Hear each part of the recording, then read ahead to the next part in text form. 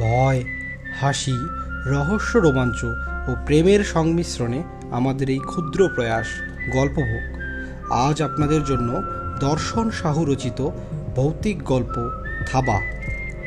আজ গল্প পাঠে মেঘ, ফাহিম ও মুনেম। ধ্বনি পরিচালনায় টিম গল্পভোগ।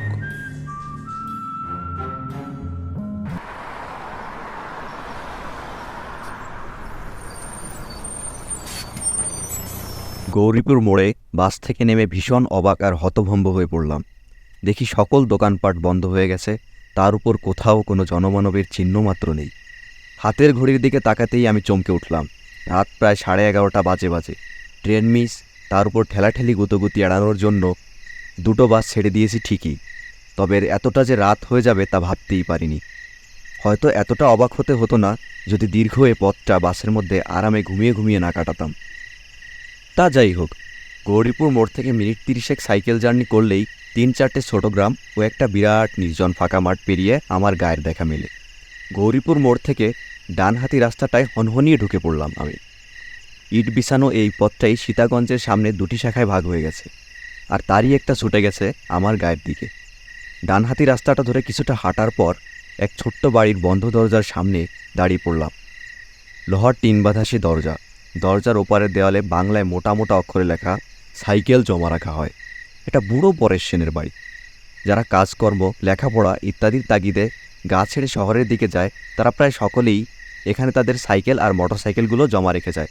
ভাড়া খুবই কম, সাইকেল প্রতি 5 টাকা, মোটরসাইকেল প্রতি 10 টাকা। বাড়ির টিনের দরজায় কয়েকবার সচরে আঙুলের টোকা দিলাম, কিন্তু কোনো সাড়া মিলল না। শীতের ঠান্ডা আবহাওয়ায় দাঁতে দাঁতে কাঁপুনি ধরাচ্ছিল। মাথার মাফলারটা তাই আরও শক্ত ও কায়দা করে বেঁধে নিলাম। হাতের তালু দুটো ঘুষতে ঘুষতে ডাক দিলাম, কাকু কাকু, দরজাটা খুলুন, সাইকেলটা নেব। তারপর আরও কয়েকবার আঙুলের টোকা দিলাম, তাও কোনো কাজ হচ্ছে না। খুড়তুতো এক দাদাকে ফোন করার জন্য পকেট থেকে মোবাইলটা বের করে দেখি বেচারি খিদে পেটে কেঁদে কেঁদে কখন ঘুমিয়ে পড়েছে। এক বিরক্তিসূচক শব্দ করে দরজার দিকে ফিরে দাঁড়ালাম। দেখলাম ওপারে কুজো কালো মূর্তি অন্ধকার ঠেলে দরজার দিকে এগিয়ে আসছে। কিছুটা সামনে আসতেই লোকটার হাতে হ্যারিকেনের মৃদু আলোয় তাকে স্পষ্ট চিনতে পারলাম। হ্যাঁ, দোকানি পরেশ সেন। এতক্ষণে আশ্বস্ত হলাম, মনের অনেক দুশ্চিন্তা দূর হলো, মাথাটাও খানিক হালকা হলো। বুড়ো পরেশ সেন হ্যারিকেনটা উঁচিয়ে ধরে আমার মুখখানা ভালো করে কয়েকবার দেখে নিয়ে কাঁপা কাঁপা গলায় বলে উঠল, ও তুমি, তা এত রাত অবধি কোথায় থাকো বাবু? আমি তেমন কিছু না বলে শুধু একটু হ্যাঁ হু দিয়ে তার পিছু পিছু ঘরে এসে ঢুকলাম। বুড়োর সারা শরীর কালো মোটা আরামদায়ক চাদরে ঢাকা, মাথায় মানকি টুপি, পায়ে একজোড়া ছাল ওঠা কালো বুট, আর চোখে সেই চেনা মোটা ফ্রেমের চশমাটা। কয়েক সেকেন্ড বাদে টর্চ হাতে দরজার বাইরে বেরিয়ে এসে সাইকেলে চড়ে বসলাম, আর তৎক্ষণাৎ বাড়ির লোহা মোটার দরজাটা সশব্দে বন্ধ হয়ে গেল। ঠান্ডায় কাঁপতে কাঁপতে আমি সাইকেল চালাতে থাকলাম। ইতিমধ্যে হাতে দস্তানাচড়া গলিয়ে নিয়েছি। হঠাৎই খেয়াল করলাম কাঁপা কাঁপা ঠোঁট দুটো আমার অজান্তেই কখন গুনগুনিয়ে সুর ভাসতে শুরু করে দিয়েছে। গ্রাম ছাড়া ওই রাঙা মাটির পথ আমার মন ভোলায় রে। তা প্রায় 15-20 মিনিট সেভাবেই যাওয়ার পর হঠাৎ যেন আবহাওয়ার হালকা পরিবর্তন অনুভব করলাম। ঠান্ডাটা বোধহয় এবার একটু বেশিই উলফোটাচ্ছে। দেখলাম অন্ধকারে ডুবে থাকা ঘরবাড়ি আর গাছপালাগুলো কেমন যেন রহস্যময় দৃষ্টিতে তাকিয়ে আছে আমার দিকে। তারা যেন আমাকে ঘিরে চুপিসারে কিসব ফোন দিয়ে এঁটে চলেছে। শির দাঁড়াবে ঠান্ডা কিছু একটা যেন নিচের দিকে অনবরত নেমে যেতে থাকলো। সাইকেলের প্যাডেলে আমি জোরে চাপ দিলাম, কিন্তু সাইকেলটা আগের মতো আর টানতে পারলাম না। পা দুটো যেন ঠান্ডায় জমে গেছে। মনে হলো সাইকেলের পেছনে কেউ যেন হিমালয় পর্বতটাকে বেঁধে দিয়ে গেছে, আর আমি কেত্রে কেত্রে সেটাকে টেনে নিয়ে চলেছি। ভয়ে শরীরের ভারসাম্য হারিয়ে ফেললাম। আরও একবার সাইকেলের গতি বাড়ানোর ব্যর্থ চেষ্টা করলাম, আর ঠিক তখনই আমার দেহের বাম কাঁধে এক হিমশীতল হাতের থাবা এঁটে বসলো, আর সাথে সাথে আমি এক বীভৎস চিৎকার দিয়ে সাইকেল থেকে গড়িয়ে পড়লাম। কাঁধের সেই জায়গাটা এখনও ঠান্ডা হয়ে রয়েছে, তবে থাবাটা যেন সরে গেছে মনে হলো। কয়েক সেকেন্ড বাদে আমি আস্তে আস্তে উঠে দাঁড়ালাম। ঘোর মাতালের মতো পা দুটো কেঁপে চলেছে, আর গলা যেন শুকিয়ে কাঠ হয়ে গেল। 2-3 বার ঢোক গিলে টিমটিমে টর্চের আলোয় চারপাশটাকে দেখলাম। তারপর ভয়ার্ত কাঁদো কাঁদো গলায় চেঁচিয়ে উঠলাম, কে তুমি? কি চাও আমার কাছে? গলার আওয়াজ তো দূরের কথা, ছোটোখাটো কোনো শব্দ কানে এসে পৌঁছালো না।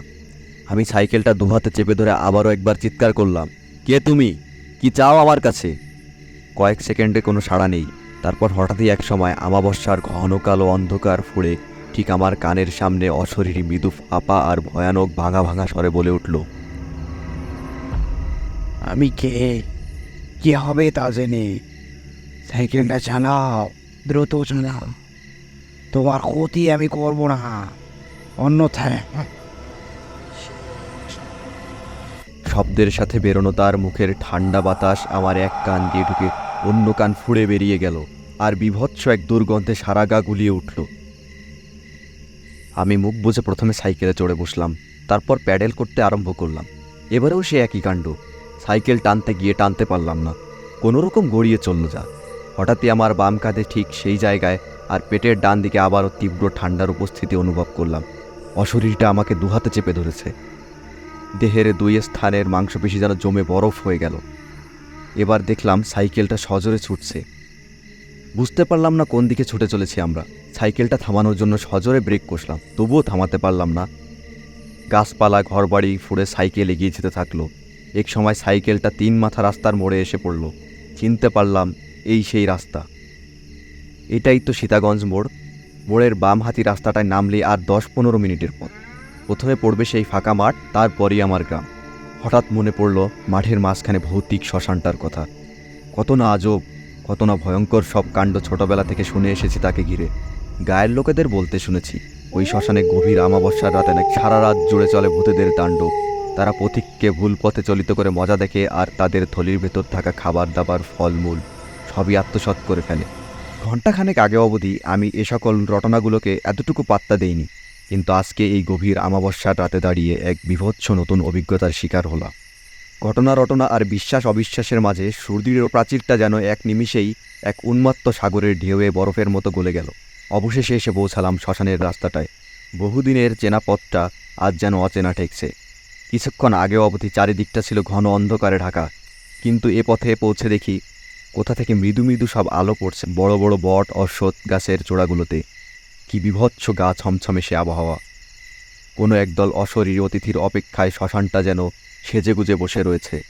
সাইকেলের ক্যারিয়ার জুড়ে বিরাজমান অশরীরটা তখন আর অতটা ভীতির সঞ্চার করছিল না। তার ঠান্ডা হাতের থাবাটাকেও আমার দেহ মানিয়ে উঠেছিল।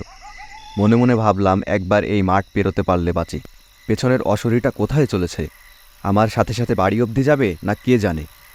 এ সকল ভাবতে ভাবতেই হঠাৎই এক জোরালো ঠেলা খেয়ে আমি সাইকেল থেকে ছিটকে রাস্তা দিয়ে গড়িয়ে পড়লাম শ্মশানের উল্টো দিকের নিচু মাঠে।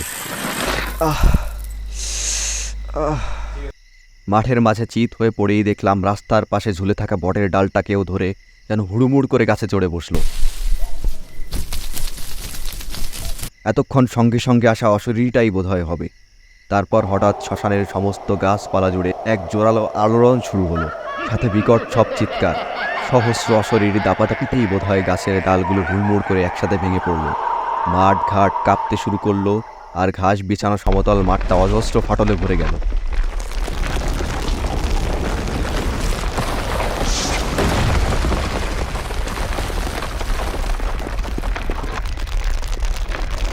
পায়ে ভর দিয়ে উঠে দাঁড়ানোর সামর্থ্য ছিল না, তবু বহু কষ্টে কোনো মতে কাতরাতে কাতরাতে বাড়ি ফিরলাম। মুখ হাত পাটা ভালো করে ধুয়ে নরম বিছানায় শরীরটাকে টান টান করে মেরে দিলাম। সারা দেহে অসহ্য ব্যথা। থার্মোমিটারে দেহের তাপমাত্রা ধরা পড়ল 105 ডিগ্রি ফারেনহাইট।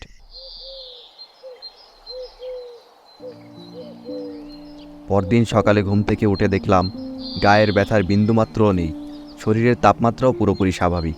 কালকের ঘটনাটাও আর অতটা দগদগে ঠেকছে না। দেখলাম আমার সাইকেলের কিছু কিছু অংশ বেঁকে গেছে। ইতোমধ্যে মা হাতে বাজারের ব্যাগটা দিয়ে গেল বাজারে যাওয়ার জন্য। আমি তৎক্ষণাৎ ব্রাশটা সেরে নিয়ে বাজারে বেরিয়ে পড়লাম।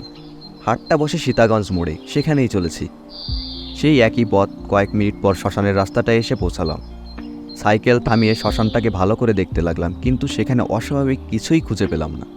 গাছগুলো আগের মতোই ডালপালা ছড়িয়ে দাঁড়িয়ে আছে, আর ঘাস বিছানা মাঠটাও রয়েছে আগের মতোই সমতল। মাথাটা আবার ভার হয়ে আসতে থাকলো।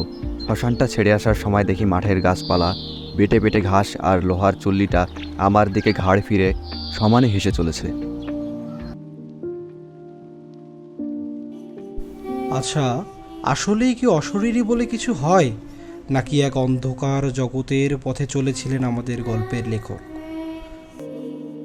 আপনাদের অভিজ্ঞতা আমাদের লিখে পাঠাতে পারেন গল্পবুক+writing@gmail.com। ফিরছি আগামী শুক্রবার নতুন কোনো গল্প নিয়ে।